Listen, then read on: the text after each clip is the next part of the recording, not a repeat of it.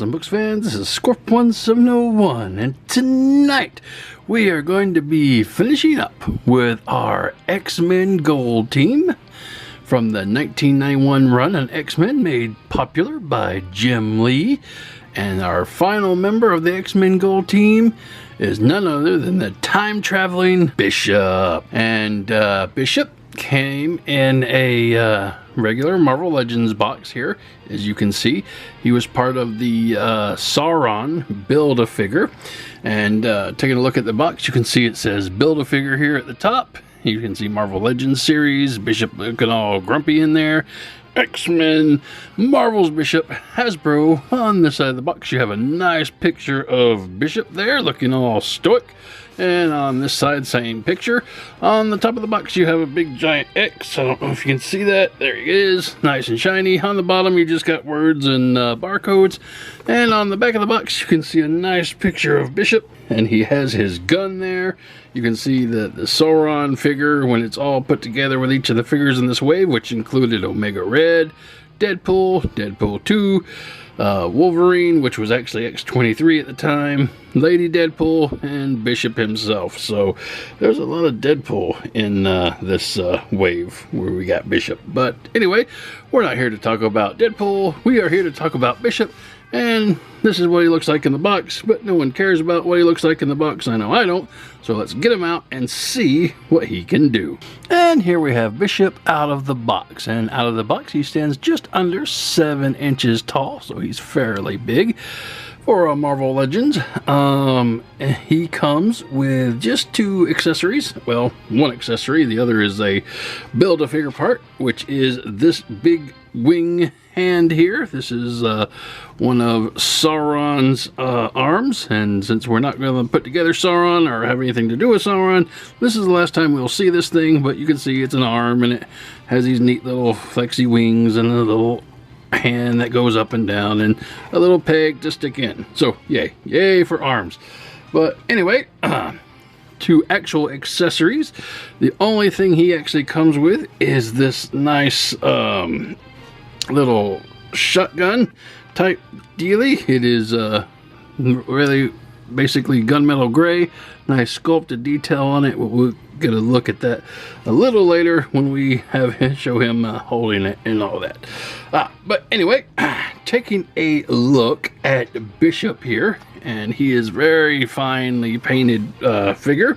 Let's bring him a little closer and see if we can get some light in here. It's kind of dark. Let's see. Get some exposure here. There we go. So as you can see, he is what you'd expect of a Bishop. He's nice, has some nice dark skin up the top. He has a nice M tattooed or branded into his face. Has a nice little mullet type thing with all the partying in the back and the business in the front. He has a red bandana thing coming around his neck. The straps here on his arms are a single piece. It goes around this arm and connects with this like belt holster here, and then the yellows around here. That's pretty neat. The base costume is blue with the yellow stripes going down the left side here. On each of the shoulders, he has a nice little marks painted on there, as you could see there. That's pretty nice. We get a little closer detail on that. Yeah, that's neat. Midsection is blue. This belt is again another single piece. It can wiggle all the way around if you were so inclined, but you know, you kind of want to leave it where it is. So nice blue pants, again yellow stripe, a little painted here, but that's okay. It's hard to paint yellow onto darker colors. And coming down to some kind of a dark blue boots. So that's pretty neat. He has a lot of neat detail there. His hands are actually supposed to paint it out as gloves. It does have little bands here. These are movable, so that's kind of annoying. I hate when they do that. Same with these yellow bands right here, or gold bands, whatever you want to call that color. They do move up and down, so be careful with that. And on the back of the figure, he's basically all solid blue, and you can see his brown arms here. and that's pretty neat. So yeah, I think they did a really good job with the colors and the costume of this one. And that's pretty much what Bishop looks like. And for articulation, starting at the head, Bishop's head can go this way, left, it can go right. And if you want to break it off, it can go all the way around, but because of his hair, it kind of creates a lot of movement there that kind of gets in the way of all of his other bits on his arms and shoulders and stuff. So, I mean, it can, but you'll pop it off. His head can go down looking into his chest. It can go up a little bit looking that way, and it doesn't really have side-to-side swivel or face tilt. It just goes left and right. So I guess you can get it wiggly. This bandana again is articulated. It's one piece. If you want to take its head off, you can remove that if you were so inclined, but I don't know why I'd want to. I think it's a good accent to the costume. Moving down to his shoulders do come out a good ways, and they can rotate 360 degrees. He does have a bicep swivel here, which again, be careful of this band and be careful of the shotgun holster here, because it will get in the way. He does have a double elbow bend, double jointed elbow bend here. See, there's that little strap getting in the way. You see that gives some good range of motion there. His hand does go all the way around. Just be careful of this bend. I don't think it has a swivel on this side. I haven't been able to find it, so I think it just spins around and it doesn't go in and out. All right. He does have a ab crunch. You can actually see it here. And if you just look real close, you can actually see through the entire figure. Look at that. That's crazy. I guess maybe they needed to add a little more material there, or I don't know. But anyway, the ab crunch works really well. You can hear it when he goes. Yeah, a lot of cricking and cracking. That's good. So yeah, you're going to have Bishop do some sit-ups. Going down to the waist, he does have a waist swivel, but like other Marvel Legends, watch this belt. You need to have it either up or down below the waist swivel, because it will get caught in the way. But the waist swivel will go all the way around if you were so inclined and wanted to break his back. So please don't do that. His belt is again one piece, like I said earlier, and it can go all the way around if you were so inclined. I don't know if there's a latch to take it off. I didn't see one, and I don't want to mess with it because I don't like trying to put these little pieces back on. Going down to the legs, his leg can come up like that, so it's not a lot of distance forward, but it's more than there is back. So let me get some, get a little bit of blurry there, so let me try to refocus. Refocus. Oh gosh. Okay, so it doesn't come back at all because of the butt there. He does have a thigh swivel, so that goes all the way around, and he has a double knee bend, but it's right here on the paint, so it looks kind of gross.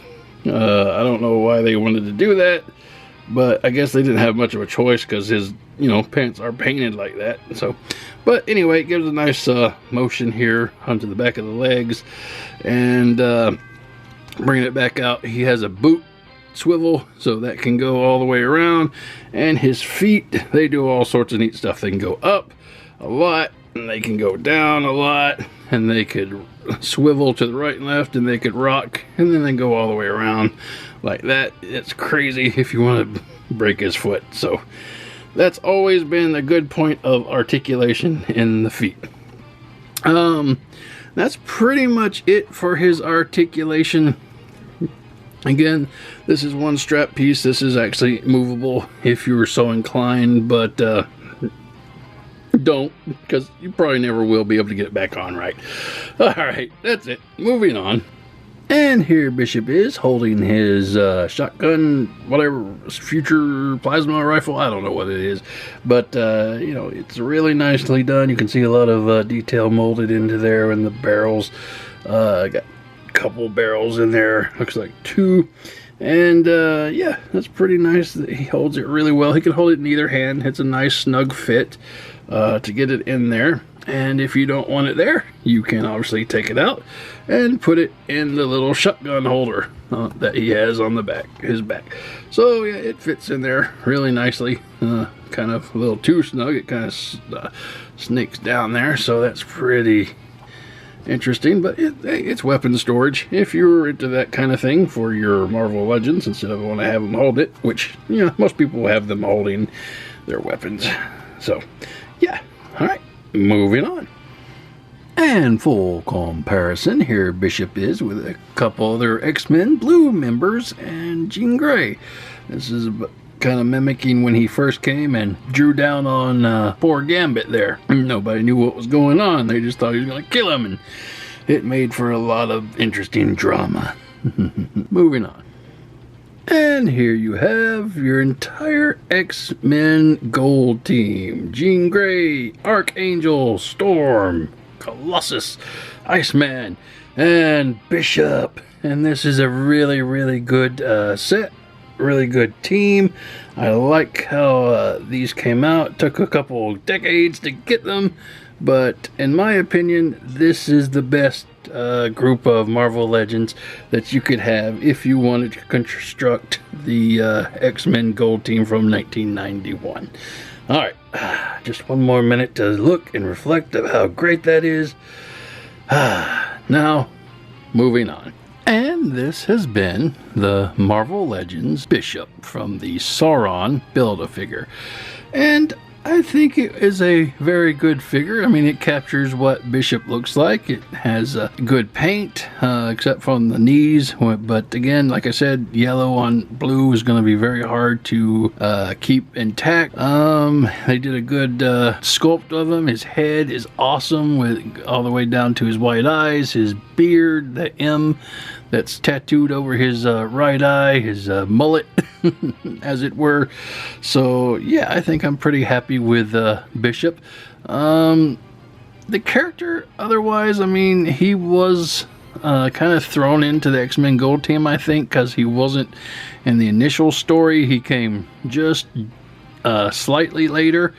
But I think they had planned to introduce him, and they was going to put him on the gold team, so it was kind of, the gold team was kind of a member shortage. Sorry.